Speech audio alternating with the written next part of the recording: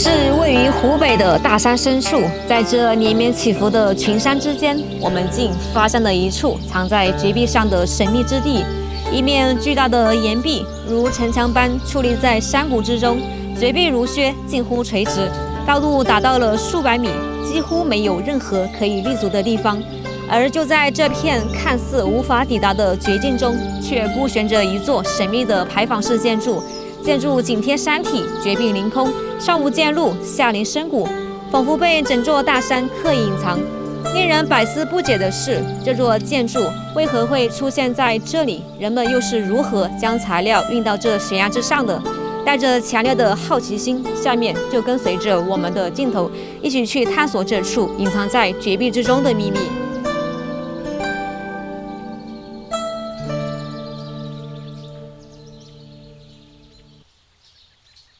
大家好，我是小雪。今天呢，我們來到了湖北茶陽縣的金盆村，在這深山絕壁之上，竟然鑲嵌着一座非常神秘的房子。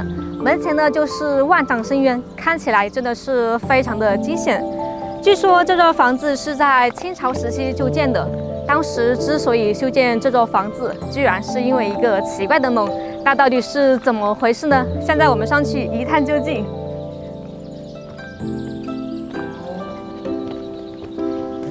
相信有的朋友應該已經猜到了，能在這種地方修建房子的，一般都是寺廟或者是道觀。我覺得應該是寺廟。在來之前呢，我們向當地村民打聽了一下，他們稱這個地方為觀音洞。從這個名字來看的話，我的猜測應該是一座寺廟。他們說，沿着這條路一直走，大概還需要1個小時的路程才能到達。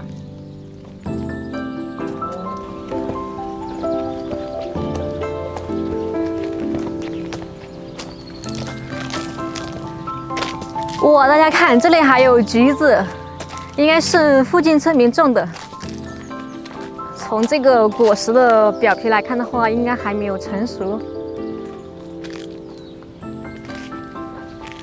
這些果樹好像無人打理了，你們看這些藤蔓都掛滿了果樹。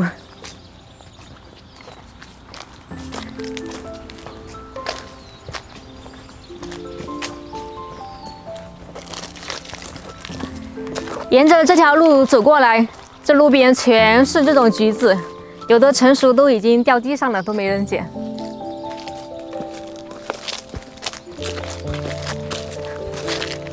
我這邊也是，你們看，這邊都已經成熟了。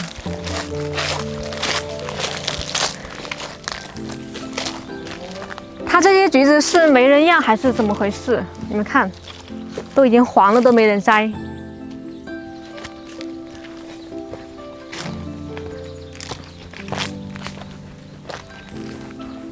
還結得挺多的，碩果累累。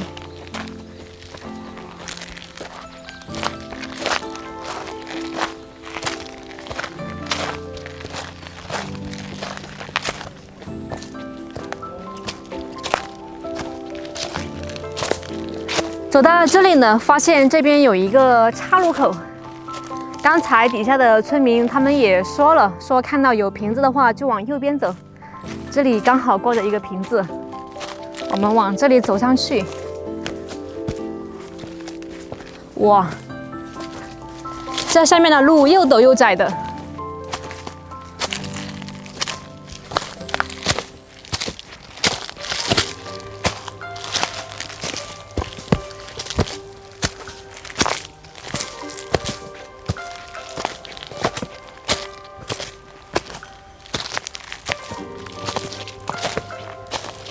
看樣子这個地方很少有人走了，地上都積滿了落葉。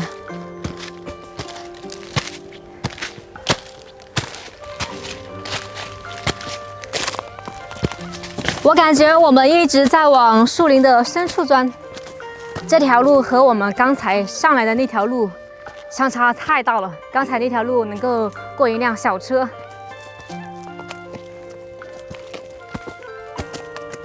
這一條完全是一條羊腸小道，特別窄。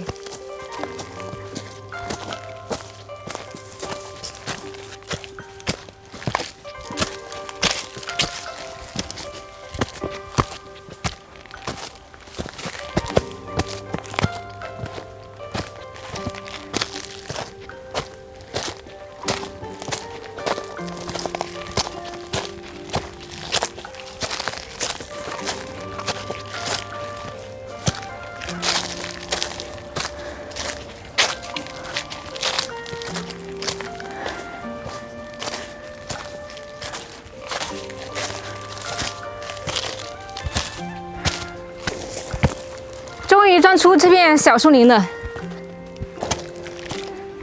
這上面的視野就比較開闊了。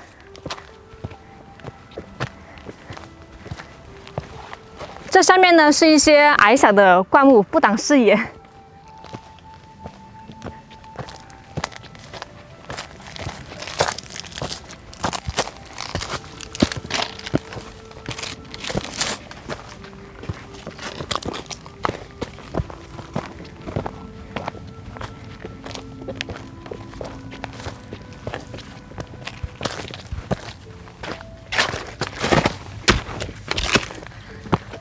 太滑了，这地上全是那种石子儿。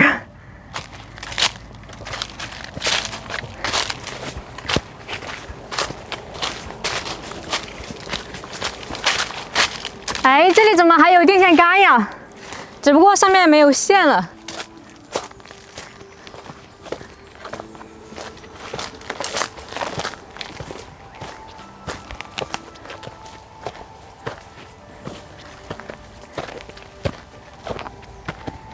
这里還有人為壘砌的一個痕跡，你們看，用這個石頭壘砌起來的。從這一片痕跡來看的話，這邊以前應該是有房子的，只不過現在荒了，長了一些這個茅草。你還別說，這個茅草花還挺好看的。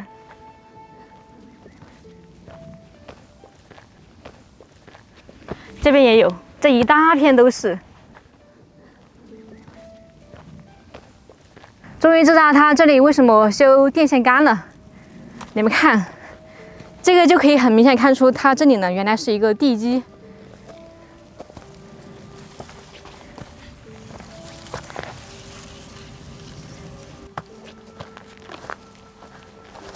哇，看那邊還有一個柚子，那邊是一棵柚子樹和一棵橘子樹。從這些痕跡來看的話，這個地方它以前是有人居住的。只不過這些房子已經不復存在了。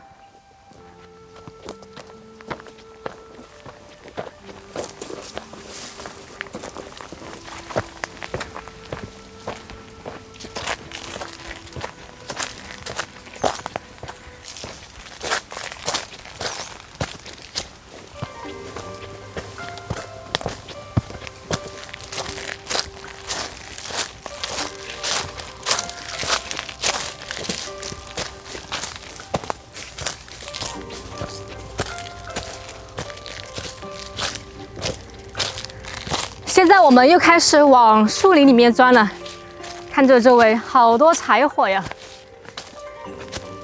要是放在以前的話，肯定是個寶了。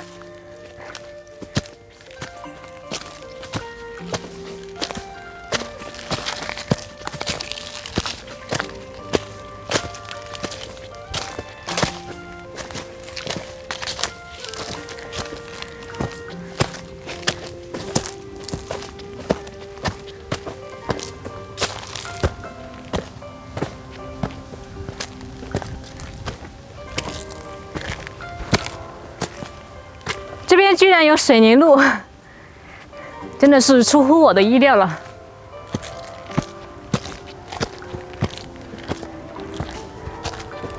我們又遇到一個棘手的問題，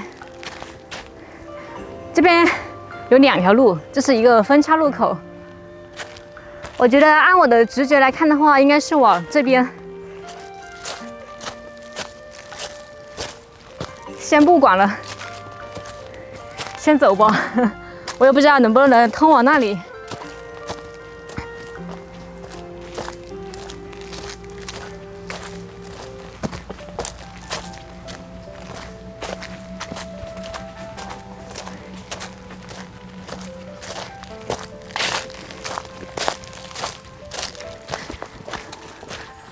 哎，你们看，我們是到了嗎？可以看到那個白白的房子。它這個房子呢，它是鑲嵌在那個山洞裡面的。從這個角度看過去，好壯觀呀！可能我們鏡頭裡面看的不是很清楚了，只能看個大概。我們繼續往前走，我已經迫不及待了。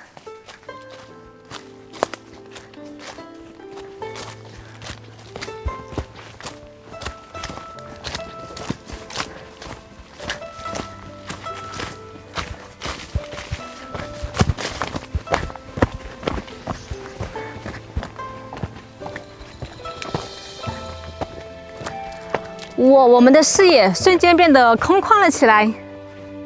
這地上還有很多鞭炮和這個煙花，應該是來朝廟的人放的。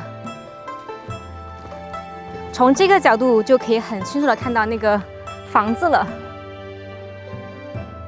這個地理位置堪稱一绝，不知道當時是怎麼修建的。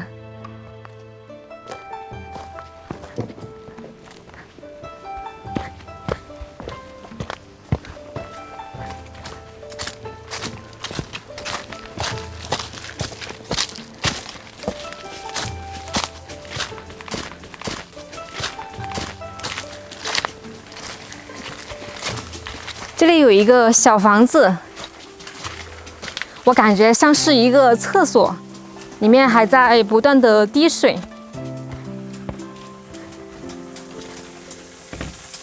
真的是一個廁所。它廁所裡面的水源應該是從山上引下來的。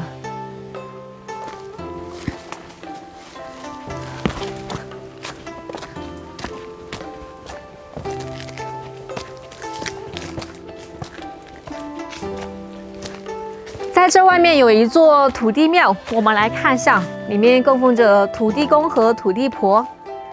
外面呢還有一對楹联：土能生萬物，地可發千祥。快看，就是這裡了，我們到了。這外面呢有一個簡易的一個門。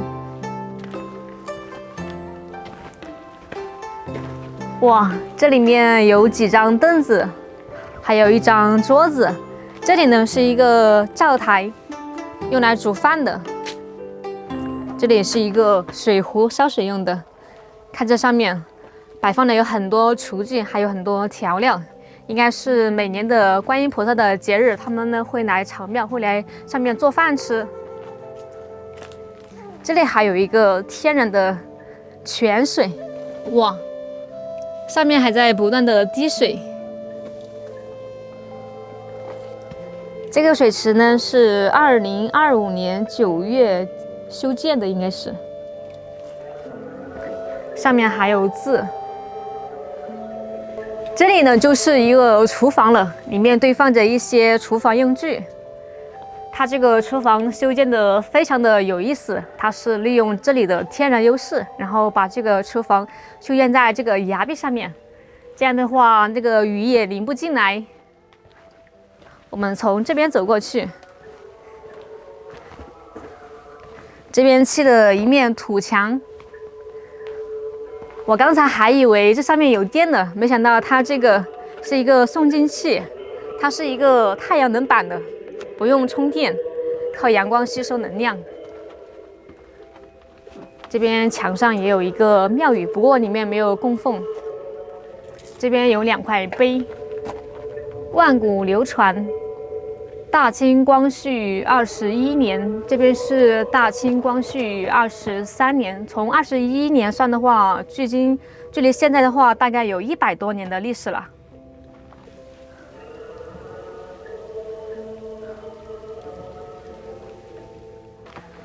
哇，大家看，這裡呢就是最驚險的路段了。如果說你要到達那個寺廟的話，就必須從這裡走過去。我第一眼看到這個地方的時候，這個地方還沒有加裝這個護欄，這個護欄呢應該是近期所修建的。我們來看一下這底下，我的媽呀，這也太高了吧！你們看這條路，光看一眼都讓人膽戰心驚的程度，不要說走過去了，我真的有點害怕。它這個崖壁上釘了一根鐵索，我們可以拉着這個鐵索走過去。我都有點不敢看底下了，我感覺看底下都有點眼花。我第一次看到這個地方的時候，就被這個地方的驚險路軌震驚到了。所以呢，我今天特地帶了一個捲尺，看一下它到底有多窄。這個位置呢，應該就是最窄的一處了，真的很窄哦。只有45厘米，剛好只能過一個人，2個人他是沒有辦法過的。還好他裝了這個護欄，能給我心裡一種慰藉。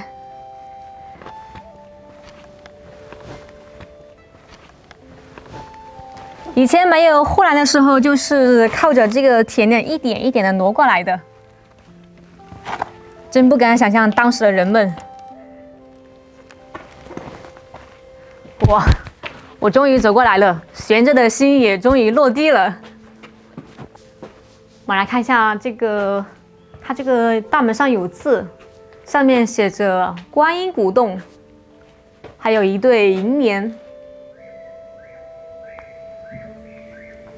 萬應靈通，大慈大悲，稱大士。一生救苦，觀無官名曰觀音。這裡呢，就是觀音古洞的一個大門了。這個地方叫做觀音古洞，我們到裡面去看一下。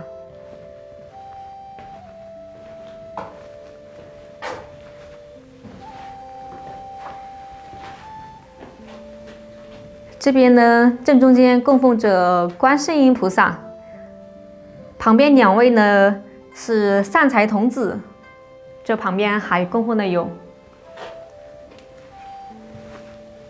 這邊這一尊就比較老了，這一尊呢是用木頭雕刻的，沒有看出是哪一位，大家有看出的嗎？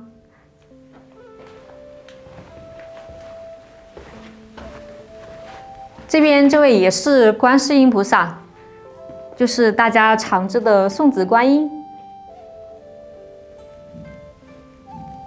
因為他懷裡抱着兩個小孩，一看就是送子觀音了。這邊還有一尊，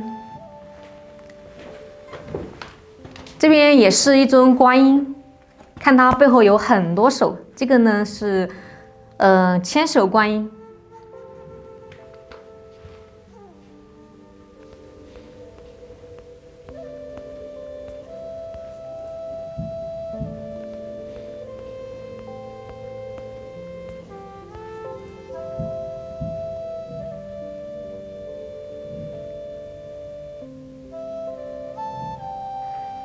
正中間這尊觀音呢，它是供奉在這個小房子裡面的。在這個房子的外面呢，也有一對銀蓮，上面寫着“何必遠朝南海岸，濟世以思普陀山”。這個洞的空間呢，它不是很大，這裡面就很小了，給大家看一下。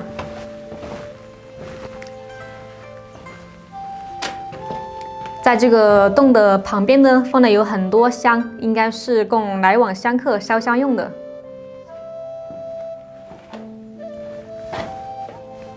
大家看這個岩壁，非常的獨特，它裡面包裹着大小不一的鹅卵石。它這個應該是屬於沉積岩吧？可能在上億年前，這裡曾經是一片海，因為地壳運動的原因，才形成現在我們所看到的這個樣子。它這個山洞應該是天然形成的吧？如果說人工開鑿的話，它要有人工開鑿過的痕跡。我沒有發現人工開鑿過的痕跡。不過它這些神龕的龕位，它是人工開鑿出來的。很明顯可以看出它有那種鋼钎敲鑿過的痕跡。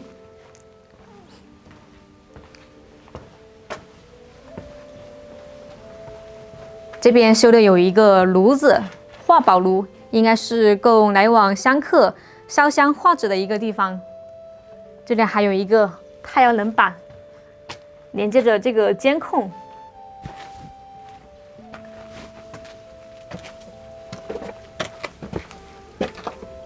這個台子上有很多糞便，應該不是那個蝙蝠石吧？蝙蝠石不是這個形狀。在這個紙盒裡面放的有很多紙。